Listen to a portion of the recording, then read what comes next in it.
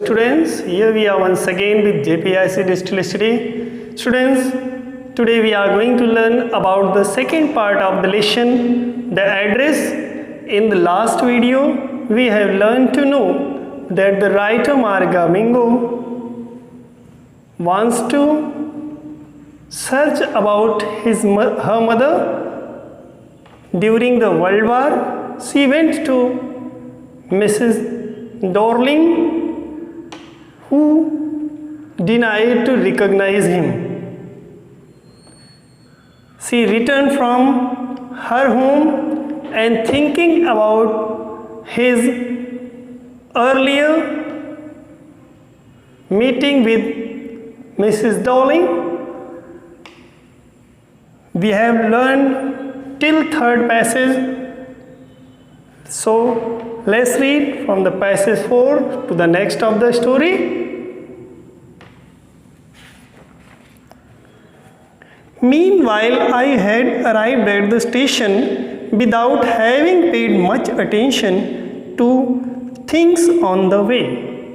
As the writer said, इस तरह से राइटर कहती हैं कि जब डोरलिंग ने उन्हें पहचानने से इनकार कर दिया और दरवाज़ा बंद करके वह घर के अंदर चली गई, तो मैंने क्या किया, मैं वापस स्टेशन की ओर लौटी जहाँ से मैं ट्रेन से जहाँ आई थी और वापस मुझे वहाँ से ट्रेन पकड़नी थी.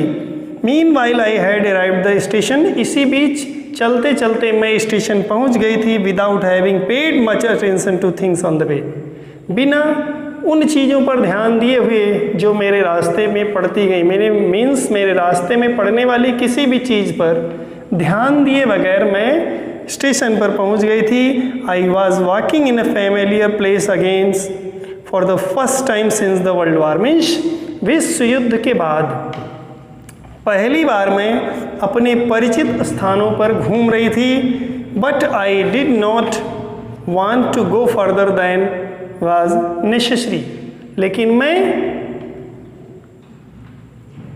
आवश्यकता से अधिक दूरी पर चलना नहीं चाहती थी, उस चलने के मूड में भी नहीं थी. I did not want to upset myself, क्योंकि मैं स्वयं को परेशान करना नहीं चाहती थी. With the sights of streets and houses, उन गलियों और घरों के दृश्यों से अपने आप को परेशान करना नहीं चाहती थी. Full of memories from a precious time, जो कि मेरे बहुमूल्य समय की स्मृतियों से भरे थे. In the train back I saw Mrs doling in front of me again. वापस ट्रेन में बैठने के बाद मुझे मिसेस डोलिंग जैसी शक्ल की महिला मेरे सामने दिखी. I had the first time I have met her. ठीक वैसी ही दिखी जैसी मैंने पहली बार मेरी पहली मुलाकात में वह मुझसे मिली थी. It was the morning after the day my mother had told me about her. यह सुबह का समय था जब एक दिन के बाद मेरी माँ ने उनके बारे में मुझे बताया था. I had got up and coming downstairs. I had got up late, मैं देर से उठी थी. एंड कमिंग डाउन स्टेयर्स, और सीढ़ियों से नीचे उतरते हुए I saw my mother about to see someone out. मैंने देखा अबाउट टू सी मीन्स लगभग छोड़ने वाली थी, किसी को छोड़ने के लिए, विदा करने के लिए गई हुई थी. A woman with a broad back. Broad back means एक चौड़ी पीठ वाली महिला थी जिसको वह विदा करने गई हुई थी.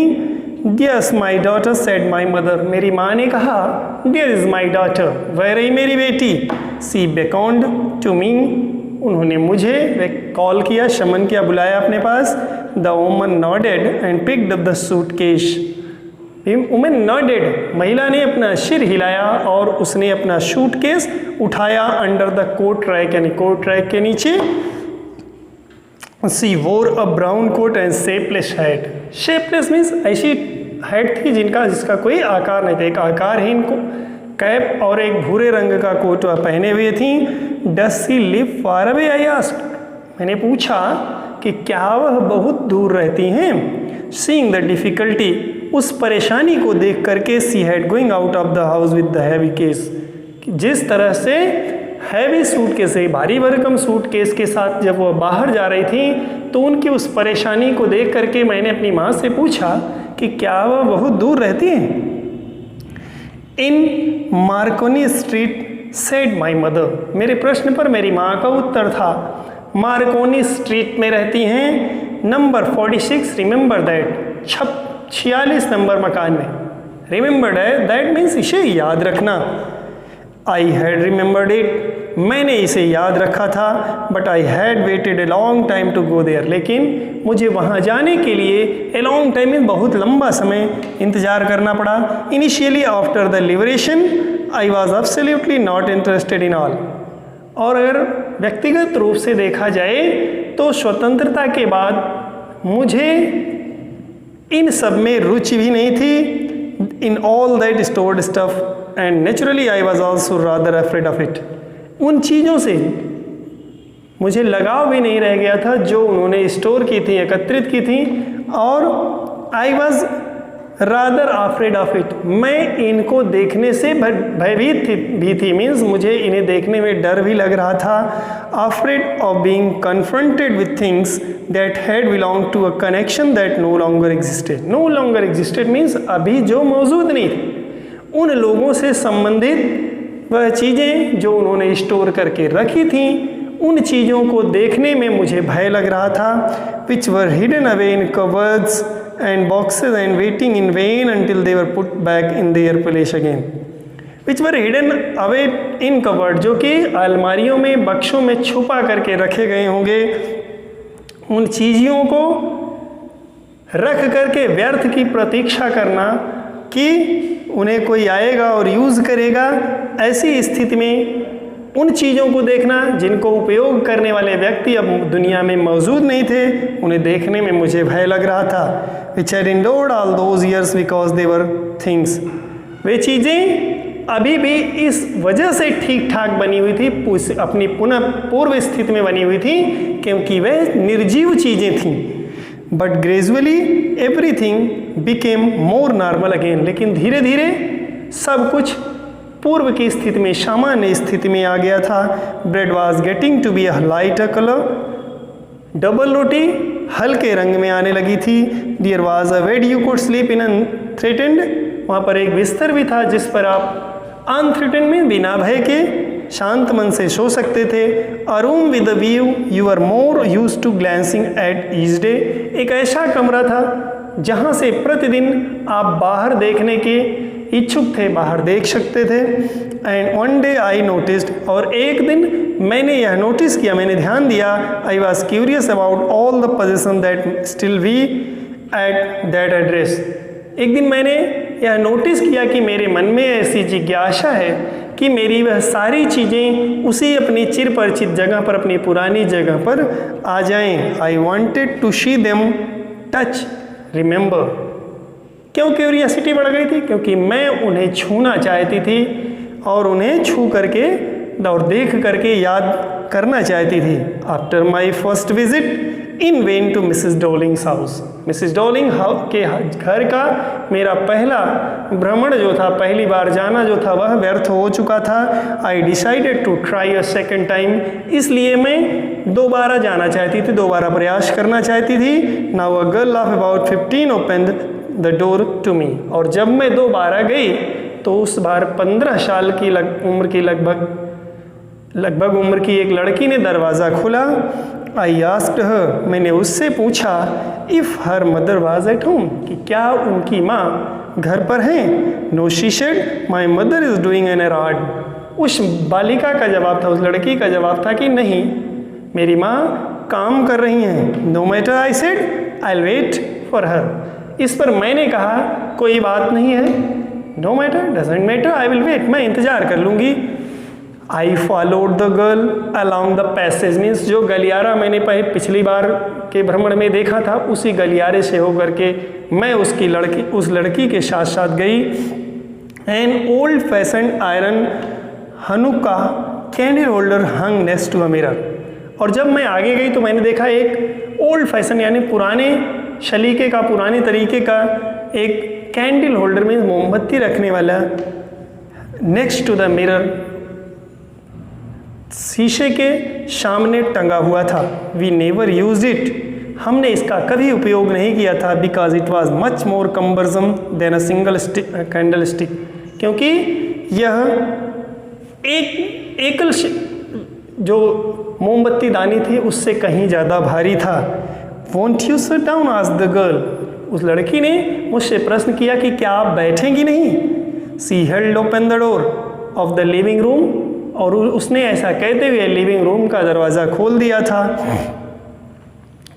And I went inside past her, और मैं उसके पास से गुजरती हुई अंदर गई।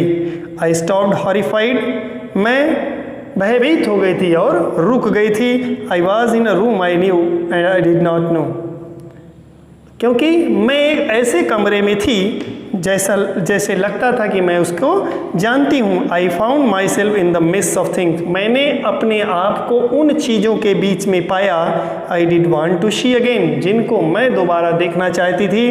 But which oppressed me in the strange atmosphere, लेकिन उन चीज़ों की उपस्थिति में भी मुझे अजीब वातावरण का अनुभव हो रहा था। उस वातावरण में मुझे अजीब गंध आ रही थी, माहौल मुझे बिल्कुल विचित्र सा दिख रहा था। और because of the tasteless way everything was arrange, और ऐसा इसलिए था कि बहुत अजीब व गरीब ढंग से उन चीज़ों को रखा गया था। Because of the ugly furniture और the muggy smell that hung there, और इसी कारण से वहाँ जो फर्नीचर थे गंदे हो गए थे और उनसे एक अजीब तरह की महक आ रही थी। I don't know but I scarcely dare to look around me, मुझे पता भी नहीं था, मैं सोच नहीं सकती थी कि ऐसा क्यों कर रही हूँ, लेकिन फिर भी मुझे हिम्मत नहीं हो रही थी कि मैं अपनी निगाहें उन चीज़ों पर दौड़ाऊँ। The girl moved a chair, उस लड़की ने एक कुर्सी मेरी ओर खिसकाई। आई सैट डाउन, मैं बैठ गई। And stared at the woollen table cloth, और मैंने मेज पर रखे हुए ऊनी कपड़े को देखा। आई रब्ड इट, मैंने उसको रगड़ा। My fingers grew warm from rubbing, और हाथ रगड़ते ही उस पर मेरी उंगलियां गर्म हो गईं। आई followed the lines of the pattern,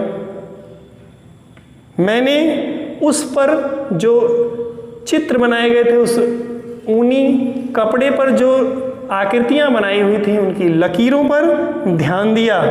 somewhere on the edge there should be a burn mark, और मन ही मन विचार किया कि इसके किसी किनारे पर कहीं जलने का निशान होना चाहिए। That had never been repaired, जिसको कि कभी बनाया भी नहीं गया था। My mother will be back soon said the girl, उस लड़की ने कहा कि मेरी माँ शीघ्र ही आएंगी। I have already made tea for her, मैंने पहले ही उनके लिए चाय बना दी है। Will you have a cup, क्या आपके लिए भी एक कप ले आऊँ? थैंक यू, इस पर मेरा जवाब था नहीं धन्यवाद। Dear students, read the chapter till stanza 6. We will meet with the next part of the lesson in the next video. Till then, thanks.